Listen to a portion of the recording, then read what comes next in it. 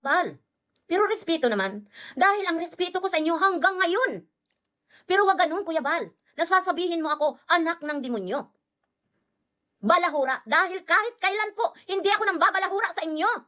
Iniiwasan ko po maluwa. Naiiwasan ko pong masaktan dahil ang totoo. Yung respeto, Kuya Bal. Respeto. Dahil rinirespeto ko kayo.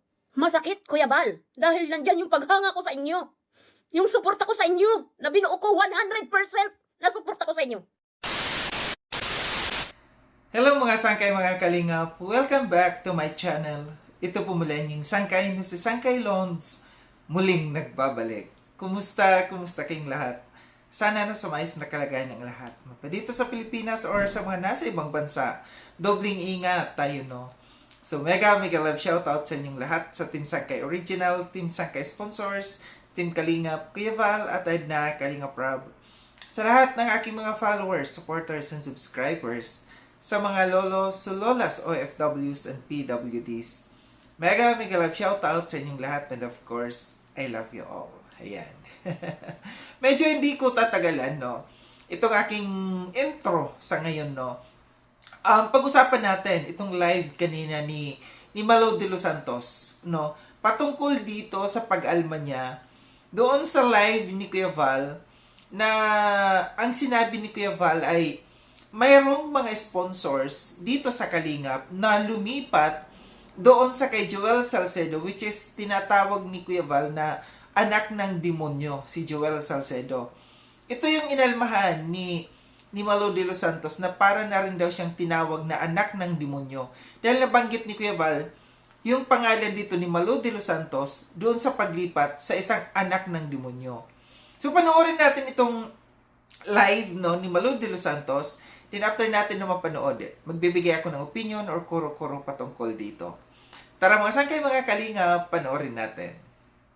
Ang halong kapalastikan ang pag-yakap ko sa inyo, Kuya Bal. Pero respeto naman. Dahil ang respeto ko sa inyo hanggang ngayon.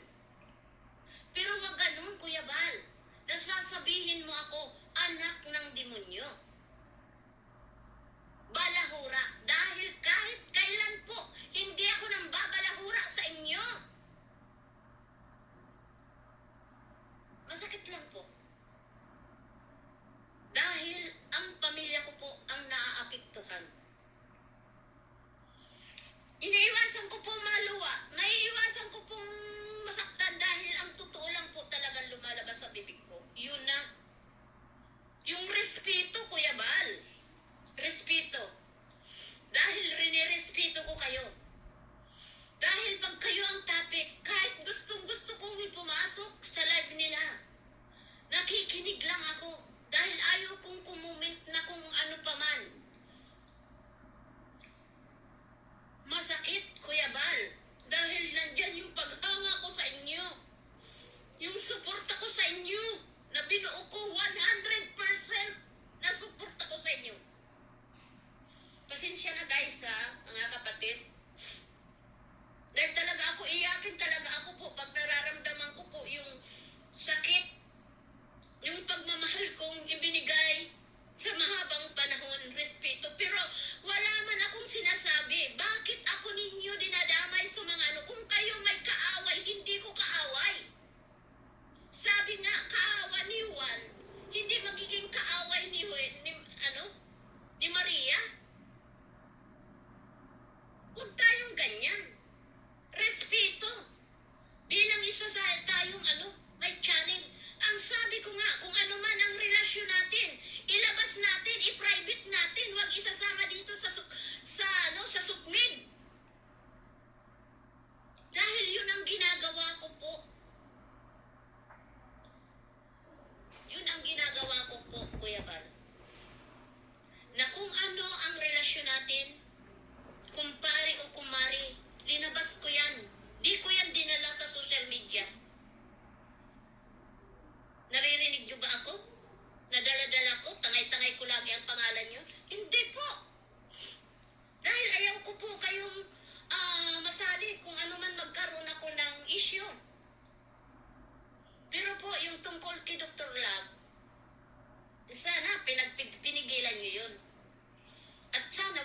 sinabi sa live mo na kung re-reactionan ko, at ikaw ang makakalaban ko.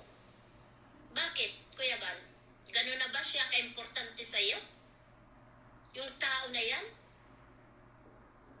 Kaya alam niyo po mga kapatid, sana uli na itong itapik sa akin ni Kuya Bal dahil kung tuloy-tuloy ito, hindi ko lang din alam kung ako ay titigil din. Sabihin niyo na ako ay kumampi sa anak ng demonyo. Dahil hindi po ako balahura. Dahil ang tinatawag ng balahura na sinasabi niyo, kagaya yan ni Dr. Lab, na masahol pa. Hindi ko talaga po masabi kung demonyo o abnoy. Di ko po talaga masabi, mga kapatid. Ang pagkatao nitong taong talaga ito. Hindi yata tao yan eh. Diba? Dahil yung mga lumalabas sa kanyang bibig, talagang nakakaduwa. Kung nagsasalita, talsik pa po yung kanyang, yung talaba. Diba po? Ganun po siya kagarapal. Sa totoo lang ito, Kuya Bal, gusto ko na kung mayroon kang sama ng loob sa akin, kausapin niyo ako. Hindi ako yung taong mapagmalaki, mapagmataas, na ano pa. Nandyan ako. Nandyan yung respeto ko. Kahit papaano, Kuya Bal. Hindi ko yun inaalis sa sarili ko, yung respeto sa tao. Pero ang kagaya nito, kay Dr. Lab, never ko pong sasayangin ang respeto ko sa kanya. Dahil sa pagkakakilala ko sa kanya, wala siyang respeto kahit sa inyo. No? Dahil walang respeto, walang rinirespeto kahit sino. Ganon po ang pagkakakilala ko sa tao na yan. Kaya, please, Kuya Bal, itong huli ko nang sasabihin sa'yo, para sa'yo lang to, na huwag kang makikisali sa kung ano man. Huwag mo ako, go! Magdemanda. Ihintayin ko. Total, nakaredy naman yan doon. Nakapagbayad na ako po ng consultant pay. Kaya hindi ako natatakot. Lahat maayos na. Kung ako ang magdidemanda o siya, walang problema po. May sinasaalang-alang lang po ako dito. Pero kung magdidemanda siya, mapipilitan po ako. Dahil sisimulan yun sa punot dulo kung bakit po kami ahantong sa anumang demanda. Dahil sa dinaanan ko, ay wala pang gabuntot po itong kaso-kaso na to ni Duklat. Kaya Duklat, go! Hindi takot sa kaso to. Hindi nga natakot doon yung nakapatay ang kapatid ko, na kung tutuusin, habang buhay na po ang kapatid ko sa kulungan. Pero nakulong ang kapatid ko 2024 at 2024 din po nakalaya. Ganun po katindi ang Malo de los Santos. Kapag mayroong kanito, lahat yan matatapalan. At yung kaso-kaso mo sa akin, thumbnail, saan mo ba pinulot yung thumbnail na yun? Ako ba? Di ba sinabi mo, hindi ako marunong gumawa ng thumbnail. Hindi ako marunong magsulat. Hindi ako marunong magbasa. Doon pa lang, sa statement mo na yon. Anong ikakaso mo kay Malo de los Santos? At doon naman sa video na hawak mo, busis mo lang din naman ang maririnig. Kaya, ikaw mismo ang nagbigay sa akin ng evidence. Ano pang sasabihin ko doon? Nasabi mo na lahat. Diba? Na hindi ako marunong magbasa. Hindi ako marunong gumawa ng thumbnail. O malay mo, gawa-gawa mo lang, pinagawa mo lang sa ano mo. Di ba may editor ka? O, ang galing gawin, kukunin mo lang yung profiles ko, ipa-edit mo, nililagay ka sa at sinabihan mo na nakaburol ka na dyan sa dait. Bakit mo sa akin ibibintang? Di ba po? Ganyan, di ba bubo si Malo de los Santos? O,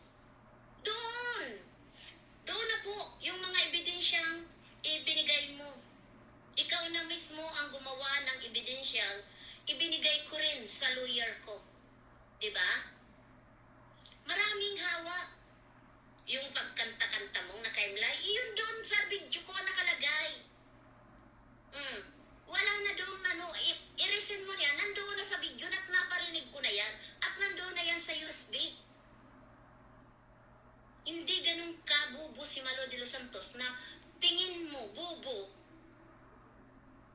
bago ka pa man magsalitang ikakaso mo ako, mayroon na doon nakapile sa lawyer namin yung pagmumura mo sa akin na matindi at sa amin ni Bupel.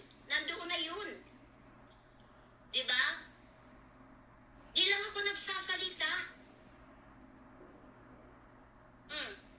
Sasabihin mo yung thumbnail, kasensitive mo naman, pero yung mga sinabi mo, di mo na nalalaman kung yung taong mga pinagsasabihan mo nasasaktan. Dahil sa mga sinasabi mo ngayon, dahil lang doon sa thumbnail, sensitive na at kinampihan ka pa ni Kuya Bal. Grabe naman ka-special mo sa kanila. Ganun ka ka-special, no? Di ko nga alam, pinag-iisipan namin nga alam kung anong dahilan, kung bakit ikaw ay kinakampihan. Kahit alam na ganun siya kabalahura, ay nandiyan pa lang ang side nila. Dahil ako'y pumunta na sa mga anak ng demonyo, sa Antay-Kalinga. Ganun ba, Kuya Bal? Pero dapat, Kuya Bal, ikaw, bago ka magsalita, alamin mo muna, para wala yung dahil kung patuloy ka, Kuya Bal, na ganyan, na sa tuwing may nangyayaring kaguluhan dyan sa community mo, na one-sided ka lang, talagang iiwan ka nila. Totoo yan, Kuya Bal. Ito paalala, Kuya Bal, maraming aalis sa iyong sponsor. Like yan, like sa Kuya Andy, Gabran, wala na, Kuya Bal. Wala na, Kuya Bal. Dahil alam nila ang pagiging one-sided mo. Alam ko, Kuya Bal, ang mga sikreto mo rin. Kaya wag ako, Kuya Bal. Wag ako. Wag mong pilitin na mawalan ako ng respeto sa'yo. Kaya kung maaari, wag mo na akong pakikialaman. At hindi kita pakikialaman, Kuya Bal. Ayaan mo kung saan ko gusto, kung doon man sa tinatawag mong anak ng demonyo, mga balahura, ayaan mo, Kuya Bal. May isip ako, hindi ako bata. Alam ko ang ginagawa ko. Alam ko ang makakabuti sa akin. Kung sa inyo na nandyan ako, balahura, ang tanong ko lang, minura ba kita? Binagalaura ba kita? Ngayon lang ang pagsagot ko sa inyo. Ito ay sagot ko lang kay Kuya. Dahil mukha yatang naagrabyado si Malo de los Santos. Dito. Nagtahimik, pero ako ang binibigyan nyo ng kasalanan dahil sa thumbnail. So yun mga sangkay mga kalinga, pati napanood no, yung kapiraso ito, hindi ko ito buo na no, na yung kung saan lang, no, yung mayroong puntos no, na yung highlights, kumbaga, dito sa live na ito ni Malo de los Santos, no. And ito nga yun, no, saan nga ba nag-umpisa na ito? Ipararinig ko rin sa inyo kung saan nga ba nanggaling itong hinanakit na ito ni Malo de los Santos sa kay Kuya Val, no. Panoorin natin ito, kapiraso dun sa live ni Kuya Val. No, then after na nito, magbibigay na ako ng opinion patungkol dito sa mga pangyayaring ito. Kung ang mga demonyo, siguro sa sido po, naglipatan ko na lahat. Eh diyan, maging demonyo rin kayo. Ang galing nyo, maging demonyo din. Pino ang ugali, abay naging magaspang na. Huwag kayong lumipat sa Tino Joel Salcedo. Maging demonyo kayo. Ito yan. Dati si Ate Manu, kabait-bait niyan. Ang bait ni Ate Manu, ngayon po ay nagkaslaw ng iba na ang kanyang ngayon. Parang balahura na rin. Bakit po? Nahalaan ng mga ugaling demonyo ay. Totoo. Yung mga sa kalingap natin ang babait-bait. Kuya Bal, kumusta ka, Kuya? Ngayon po, balahura na din. Paano po ang leader nila, ang pinuno, anak? So yun mga sangkay mga kalingap, no, napakinggan natin yung side ni Kuya Val, napakinggan natin yung side ni Malo de los Santos, no. Mahirap magkomento patungkol dito, no. Kasi itong live na ito ni Kuya Val, topic niya patungkol dun sa mga projects niya, no. and parang kapos sa pera ngayon yung Kalingap dahil nga sabi niya mayroong mga dating sponsors ng Kalingap na ngayon naglipatan doon no sa doon sa mga anak ng demonyo, which is tinatawag niya kasi dito si Joel Salcedo na anak ng demonyo. Ito yung kinaano dito ni ang sabi niya parang nagiging balahuran na rin daw si Malu de los Santos dahil nga sa pagdipat niya dito sa sa grupo ng anak ng demonyo. Ito yung inalmahan ni Malu de los Santos no na dito siya nasaktan no na bakit kailangan tawagin siyang anak ng demonyo. Simple lang kasi ito no? Simple lang na humahaba yung issue patungkol dito kay Malu de los Santos at saka kay Dr. Love. Nga sana lang no, inagapan ito ni na Kuya Val, no. Ito yung matagal nating sinasabi na sana nakialam sila. Since na parehas sila mga Kalinga partners, nasa isang community sila, ang mas may karapatan dito na makialam dito, ang mag-mediate dito, yung mga founders. Kasi sila yung nasa puno nila, sino ba ang mag-aayos dito kundi yung mga pinuno mismo. No, kaya dito nasasaktan si Malu de los Santos kasi hindi sila parang nabigyan ng attention itong pangyayaring ito na laban nila between ni Dr. Love. Maabot dito na parang magkakasuhan, no? And nabalitaan ko rin, no, na talagang ready si Ate Malu kung sakali man umabot sa point na magkakaroon ng kasuhan. Yung sinabi ni Ate Malu na saan nga ba nag-umpisa? Kasi doon sa korte, kung dumating ito sa korte, syempre tatanungin sila saan nag-umpisa? Anong nangyari dito sa inyong dalawa? Bakit kayo humantong sa ganito? Na hanggang dito? Kasi may magme-mediate pa rin yan sa kanila. Hindi porket pumunta ng korte, kaso kaagad. Hindi. Paghaharapin muna sila. No? Pag-aayusin muna sila kung kayang ayusin. Ngayon, maaano kasi dito ang Kalingap, madadami kasi dito yung Kalingap. Kasi pagka tinanong sila, no, na bakit iisang community kayo, bakit hindi kayo magkasundo? Bakit anong ginagawa ng founders ninyo, ng pinuno ninyo, na bakit hindi kayo pinagkasundo? Ito yung lalabas kasi dito na bakit hinayaan lamang sila, no, na bakit hinayaan na humantong sa ganito. Na simpleng lang naman na umabot hanggang sa mga pangbabastos sa bawat isa sa kapwa, no. Alam natin kung sino yung tao sa kanilang between Malu de los Santos at saka Dr. Love, yung naging balahura talaga dito. So mahirap dito sa dalawang ito na pati si Kuya Val, no, napupunaan na dito ni Malu de los Santos. And meron siyang mga yung sinabi dito ni Malu de los Santos na talagang aalisan ka ng mga sponsors dahil nga sa nagiging one-sided ka, sabi ni Malu de los Santos dito sa kay Kuya Val. And mukhang may alam siya, no, na sinasabi niya kahit si Yang Mi, no, at kasi Andy Cabral, no, na may alam din siya na baka dumating ang araw na umalis din ang mga ito. So ito yung dapat na inalagaan ng mga Kalingap, no? Kasi alam natin na napakalaking bagay yung mga sponsors sa mga Kalingap, lalo na charity, no? Charity works itong ginagawa ng Kalingap. At hindi nila kaya ng mga founders na maglabas ng pera nila, no, na galing sa mga bulsa nila na uubusin yung pera nila na para pang tulong, kundi karamihan or mga ilang percent, no, na nakukuha, no, na pagtulong ng Kalingap ay galing sa mga sponsors. Aminin natin o hindi, napakalaking tulong ng mga sponsors dito. Kaya hindi ito basta-basta na basta-basta pinapakawalan. Dapat dito may percentage dito sa kanila na dapat paminsan-minsan pinapamper yung mga ito. Pinapahalagahan yung mga ito, no. Sa nangyari kay Malu de los Santos at saka kay Dr. Love, no, dapat talaga dito walang maging one-sided sa kanilang dalawang to, no.